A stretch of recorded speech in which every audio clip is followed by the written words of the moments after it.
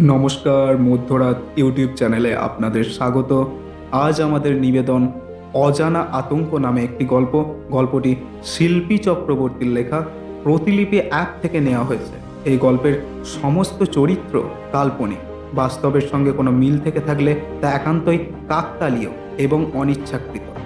এই গল্পে এমন কিছু ঘটনার উল্লেখ করা হয়েছে যেগুলি শুধুমাত্র রোমাঞ্চকর প্লট তৈরির খাতিরে ব্যবহার করা হয়েছে, কোনো অযৌক্তিক ভীতি বা কুসংস্কারকে সমর্থন করার জন্য নয়। আমি গল্প পাঠে রয়েছি কমলেশ, ভিজুয়াল গ্রাফিক্স এবং আবহ সঙ্গীতে আছে সৌরভ। চলুন মূল গল্পে আসা যাক। মধ্যরাত।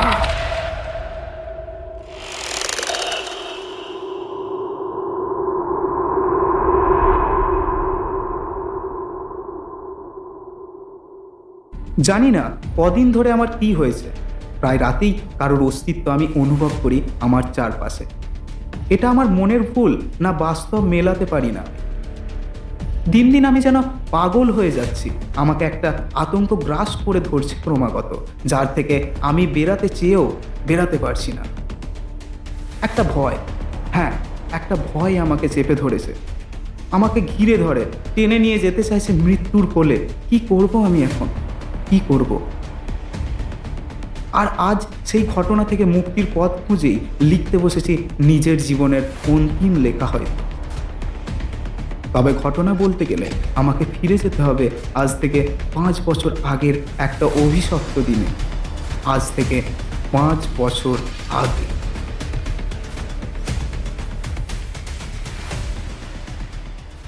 সেদিন ছিল আমার জীবনের সবচেয়ে বেশি ভয়ঙ্কর একটা দিন। স্কুল ছুটি ঘোষণা করা হলো হঠাৎ করে, কিন্তু তার কোনো কারণ আমরা জানতে পারলাম না। আমি আর কনক নিজের মনে কথা বলতে বলতে এগিয়ে চললাম। হঠাৎই এক চেনা কণ্ঠ কানে এলো। "কিরে দিয়া, এত তাড়াতাড়ি ফিরছিস আজ?" পিছনে ফিরে এক অতি পরিচিত মুখ দেখতে পেলাম, আকাশদা। "আরে আকাশদা, তুমি এখন এখানে?" আমি বললাম। "একটা কাজ ছিল রে, তারপর বল, কেমন আছিস?" সবসময়ের মতোই আকাশদার সংক্ষিপ্ত উত্তর পেলাম আমরা। "আজ আমি অনেক দিন পর সম্পূর্ণ ছুটি পেয়েছি রে। চল, তোরা বাড়ি যাচ্ছিস তো, তোদের সাথেই যাই।" আকাশদার সহজ কথা, সহজভাবে। "হ্যাঁ, তাই চলো আকাশদা।" আকাশদার কথা শেষ হওয়ার আগেই কনক বলল, "এবার আকাশদার পরিচয়টা আগে দিয়ে দিই। আকাশদা আমাদের স্কুলের প্রাক্তন এবং মেধাবী ছাত্র। চাকরি পেয়েছে মাস 6 হবে। তবে কি যেন একটা আফসোসের ছাপ সবসময় লেগে থাকতো ইদানিং ওর চোখে মুখে। প্রকাশ করতো না। ওর মা আমার মায়ের কাছে কত কথা বলতো ওর ব্যাপারে, দুঃখ করতেন ছেলেটার জন্য। এখন দেখুন, আপনি যদি খুব চনমনে হয়ে থাকেন এবং পরে যদি একদম নিশ্চুপ হয়ে যান, তাহলে তো সবাই জিজ্ঞাসা করবেই, সকলেই তো চিন্তা করবে, ঠিক যেমনটা আকাশদার ক্ষেত্রে হয়েছে। কথায় কথায় আমরা প্রায় বাড়ির কাছেই চলে এসেছি। কনকদের বাড়ি কিছুটা আগে, তাই ও বাড়িতে ঢুকে গেছে। আর একটা মোড় পেরোলেই আমাদের বাড়ি, আর আমাদের বাড়ির পাশেই আকাশদার বাড়ি। আচ্ছা শোন দিয়া, আমার একটা ফোন কল করতে হবে, একবারে ভুলেই গেছিলাম, তুই এগো, আমি এই কথাটা বলেই আসছি। আকাশদা কথাটা বলে ব্যস্ত হয়ে পেছনের মাঠের দিকে এগিয়ে যায়, আর আমিও শান্তভাবে ফিরে আসি বাড়ির দিকে। কিন্তু বাড়িতে ঢুকতে যাব এমন সময় আমি একবারে এ কি, আকাশদাদের বাড়ির সামনে এত ভিড়! মণি দিদিও কাঁদছে, জেঠিমাও কাঁদছে, হয়েছেটা কি? কথাটা আনমনে ভেবে এগিয়ে যাই আকাশদাদের বাড়ির দিকে। ঢুকতে যাব ওদের বাড়িতে, মা হাত ধরে টান মারল, "আগে এদিকে আয়, তারপর যাবি।" আমি তো অবাক মায়ের কাণ্ড দেখে। তার উপর চোখ মুখ দেখেই বোঝা যাচ্ছে যে মা কাঁদছিল এতক্ষণ। আমাকে দেখে নিজেকে সামলে নেওয়ার চেষ্টা করে মাত্র। "কি হয়েছে বলো তো? ওদিকে জেঠিমাও কাঁদছে, মণি দিদিও কাঁদছে, তুমিও কাঁদছো, কি হয়েছে মা?" আমার কথা শুনে মা আর সামলে রাখতে পারলো না নিজেকে, হাউ হাউ করে কেঁদে দেয়। আকাশ আর নেই দিয়া। আকাশ আমাদের সকলকে ছেড়ে অনেক দূরে চলে গেছে, না ফেরার দেশ। উপস, মা, কি আলতু ফালতু বকছো বলো তো? কিছুক্ষণ আগেই তো আকাশদা আমার আর কনকের সাথে বাড়ির দিকে এলো গল্প করতে করতে। ওর একটা জরুরি ফোন করতে হবে, তাই ওই পেছনের মাঠের দিকে গেল কথা বলতে। আর তুমি কি না, আমাকে আকাশ দাদের বাড়ি যেতে দাও তো, দেখি কি হয়েছে। আমি স্বাভাবিকভাবেই সবটা মাকে বুঝিয়ে বলি, আর সব শোনার পর মায়ের মুখটা যেন একবারে ফ্যাকাশে হয়ে যায়। আমি সেদিকে আর লক্ষ্য না করেই ছুটি আকাশ দাদের বাড়ি। কিন্তু ওখানে গিয়ে যে আকাশদাকে ওই অবস্থায় দেখব কখনোই আশা করিনি। আমার যেন পুরো পৃথিবীটাই নড়ে উঠল। যেই মানুষটার সঙ্গে মাত্র 5 মিনিট আগে আমার কথা হলো, সে এখন খাটিয়ায় সাদা কাপড় মুড়ে শুয়ে আছে। পুরো মুখটা ঝলসে গেছে আগুনে। সাদা কাপড়ে শরীর ঢাকা দিলেও সেই কাপড় ভিজে গেছে চাপ রক্তে। ফুলের মালা দেওয়া রয়েছে।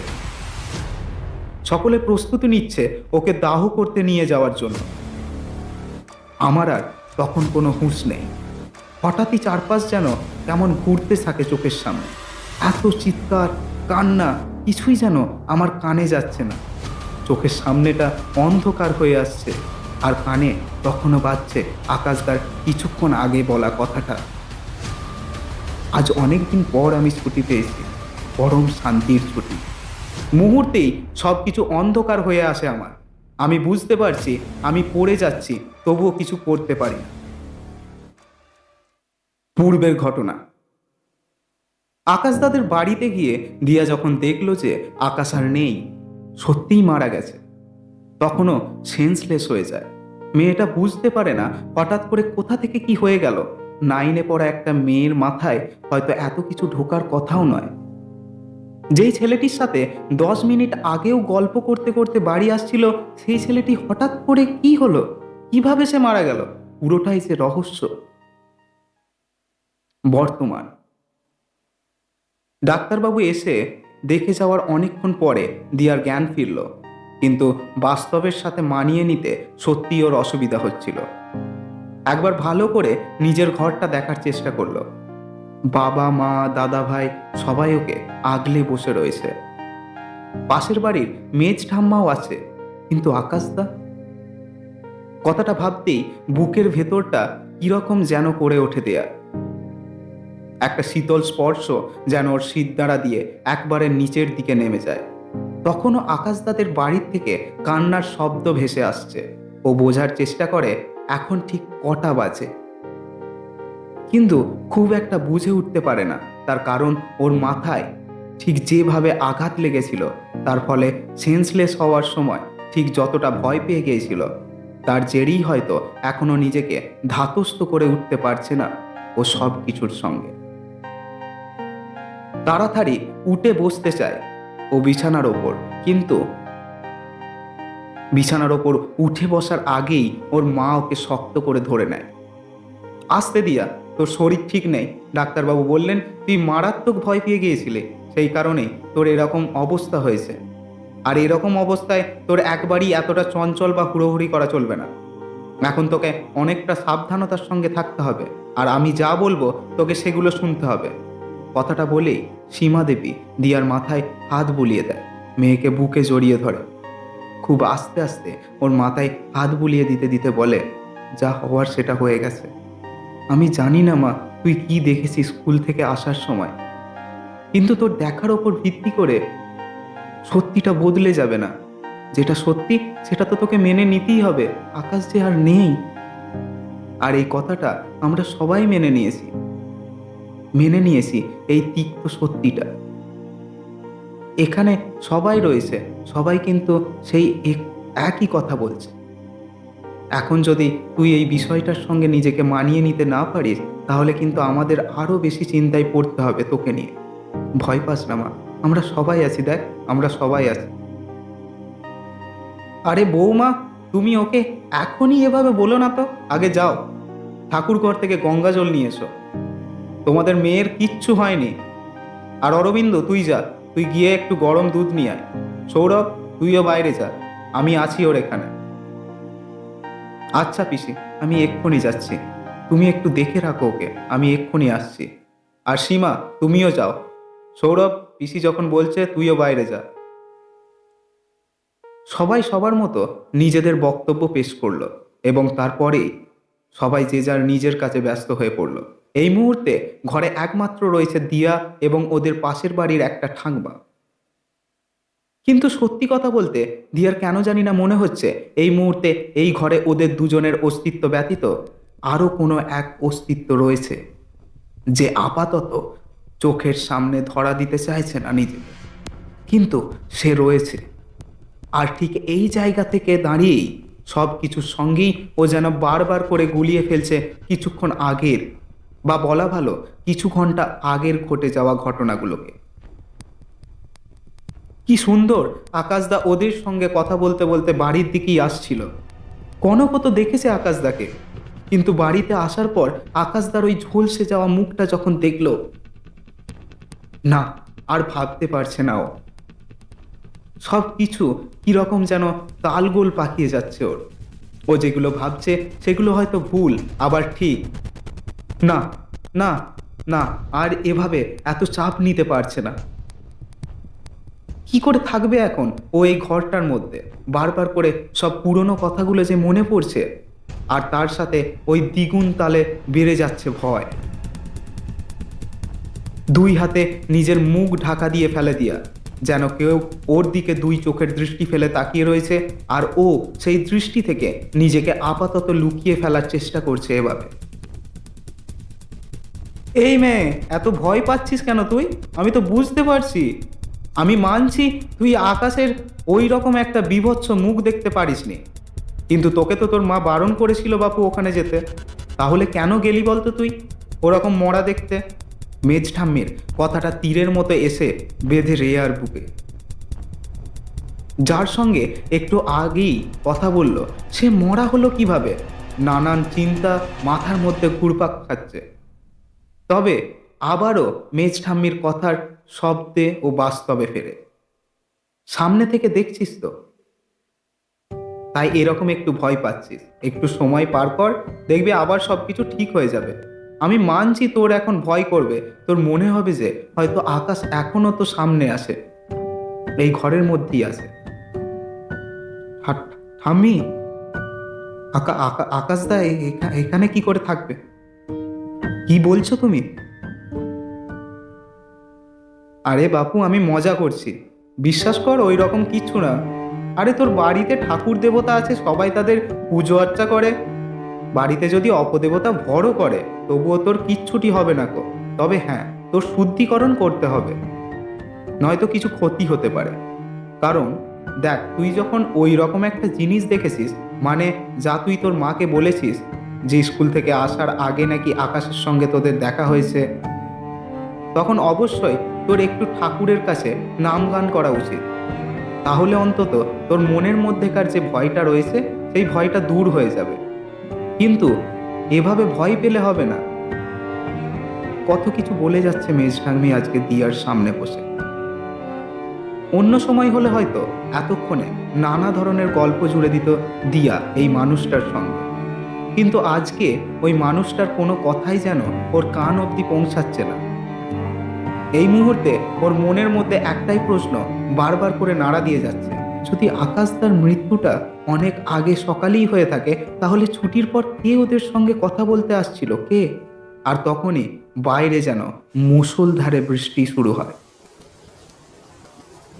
কাছে কোথাও যেন একটা তীব্র শব্দে বাজ পড়ে। বাতাসের শো শো শব্দ যেন দানান দিয়ে যায় কোনো একটা অস্তিত্ব এখনো ওর চারপাশে ওকে কুণ্ডলি পাকিয়ে ঘুরপাক খেয়ে যাচ্ছে।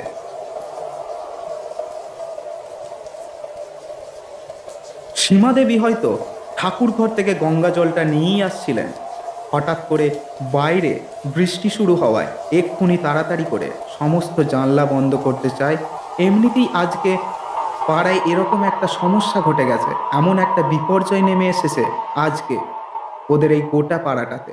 তার মধ্যে এই অসময়ের কালবৈশাখী যেন ওনার মনের মধ্যে এক ভয়ের ডঙ্কা বাজাতে শুরু করে দিয়েছে।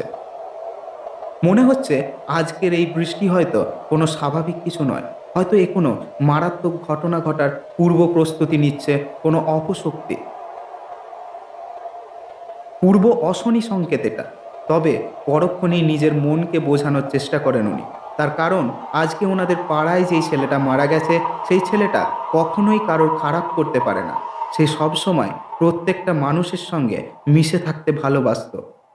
এমনকি ওর পরিবারের সঙ্গে যদি কারোর পরিবারের কোনো সমস্যাও তৈরি হতো, তবুও ছেলেটি যেন সেই পরিবারটাকে কখনোই অগ্রাহ্য করতো না। পাড়ার প্রত্যেকটা মানুষের সঙ্গে ওর ছিল খুব ভালো সম্পর্ক, যাকে সুসম্পর্ক বলা চলে। সেখান থেকে দাঁড়িয়ে আজকে ওর মৃত্যুতে শোকস্তব্ধ হয়ে গেছে এই গোটা জায়গা। আর ঠিক সেই দৃষ্টিকোণ থেকে দাঁড়িয়েই ওনার মনে হচ্ছে একটা ক্ষীণ ধারণা হয়তো রয়েছে যে আকাশের জন্য কখনোই কারোর পরিবারের কোনো সমস্যা নেমে আসতে পারে না, এই পাড়াটার কারোর কোনো ক্ষতি হতে পারে না। কেন জানি না বারবার করে মনে হচ্ছে আমার কোনো কিছুই হয়তো আর ঠিক থাকবে না। আমার মেয়েটা কখনো তো ভুল কিছু বলে না, আর স্কুল থেকে আসার সময় ও তো জানতোও না যে আকাশ মারা গেছে, ও আর নেই। তাহলে ও কেন ভুল কথা বলবে? কেন ও ভয় পাবে? আমি তো এখনো বিশ্বাস করতে পারছি না যে যেই ছেলেটা মারা গেছে গতকাল রাতে, সেই ছেলেটা কিভাবে আজ আমার মেয়েটার সাথে কথা বলবে। আর শুধু যে দিয়া দেখেছে তা তো নয়, কনকও তো দেখেছে। হে ঈশ্বর, তুমি প্লিজ আমার মেয়েকে সাহায্য করো, তুমি আমার মেয়েকে বাঁচিও ঈশ্বর। কথাগুলো একা একাই আনমনে বলে যাচ্ছিল সীমা দেবী। জানালা আটকে তাড়াতাড়ি করে আবারও দিয়ার ঘরের কাছে যেতে যাবে, হঠাৎ চারিদিকে অন্ধকার হয়ে গেল। একই এভাবে অসময়ের বৃষ্টি, তার ওপর এইভাবে লোডশেডিং, ভয়েতে বুকটা আবারও ছ্যাঁত করে ওঠে ওনার। মেয়েটা ভয় পাবে কথাটা ভাবতেই ছুট দেয় আবারও ঠাকুর করে। ওখানে দেশলাই, মোমবাতি, এই সব কিছুই রয়েছে। কিন্তু ওদিকে যাওয়ার আগেই হঠাৎ করে নিচে সৌরভের ঘর থেকে ভেসে আসলো একটা ভারী কিছু পড়ে যাওয়ার শব্দ। কিছু বোঝার আগেই একটা কিছু যেন আঁচড়ে দিয়ে পালালো ওনার পায়ে। সব ঘটনা প্রবাহগুলোকে একসাথে মেলানোর পর আরও বেশি করে ভয় পেয়ে যায় সীমাদেবী। চিৎকার করে ওঠেন উনি। ওনার চিৎকারের শব্দ শুনে নিজের ঘরে দিয়াও চিৎকার করে ওঠে। ভয়, মারাত্মক এক ভয় যেন এই মুহূর্তে গ্রাস করছে ওদের পুরো বাড়িটাকে। আর ঠিক তখনই দিয়া অনুভব করতে পারলো যে কোনো একটা অদেখা কিছু বা কেউ রয়েছে এখানে, যে ওদের সামনে আসতে চাইছে না বা যে ওদের চোখে ধরা দিতে চাইছে না নিজেকে। সে তার অস্তিত্ব জাহির করার জন্যই হঠাৎ করে ওর কানের কাছ থেকে যেন ভীষণ ফিনফিনে এবং একটা সর্পিল শব্দে এই শিশিয়ে বলে গেল, দিয়া, দিয়া, আমি আছি দিয়া, আমি আছি। আমার যে তোকে অনেক অনেক কিছু বলার আছে, সে সব তোকে শুনতে হবে। আমি আছি, আমি আছি দিয়া, আমি আছি। কে কে কেন তুমি এভাবে আমাকে ভয় দেখাচ্ছ আকাশদা? আমি তো তো আমি তো তোমাকে দাদা বলে ভাবতাম। আমার থেকে রাখি পড়তে কেন ভয় দেখাচ্ছ আমায়? আমি জানি তুমি মরে গেছো। ঠাম্মা, বাবা, দাদা, কোথায় তোমরা? কোথায়? আরে আমি তো এখানেই রয়েছি, ভয় পাস না। এই ধর ধর ধর, আমার হাতটা ধর। বৌমা, অরু, কোথায় গেলি তোরা? আরে মেয়েটা ভয় পাচ্ছে, আলো নিয়ে আয়। চিৎকার করে একটু হলেও আড়ষ্ট করার চেষ্টা করেন উনি দিয়াকে। কিন্তু দিয়া, ও কি আদেও শান্ত হতে পারবে? আজকের গল্পটি এখানেই সমাপ্ত হলো। এরকম আরও গল্প শুনতে আমাদের চ্যানেলটিকে সাবস্ক্রাইব করে রাখুন। ভালো লাগলে লাইক, কমেন্ট এবং বন্ধুদের সাথে একটি শেয়ার করে দেবেন। আবার আসবো পরবর্তী কোনো এপিসোডে এরকমই কোনো রোমাঞ্চকর গল্প নিয়ে। ততক্ষণ আমাদের সঙ্গে থাকুন। মধ্যরা।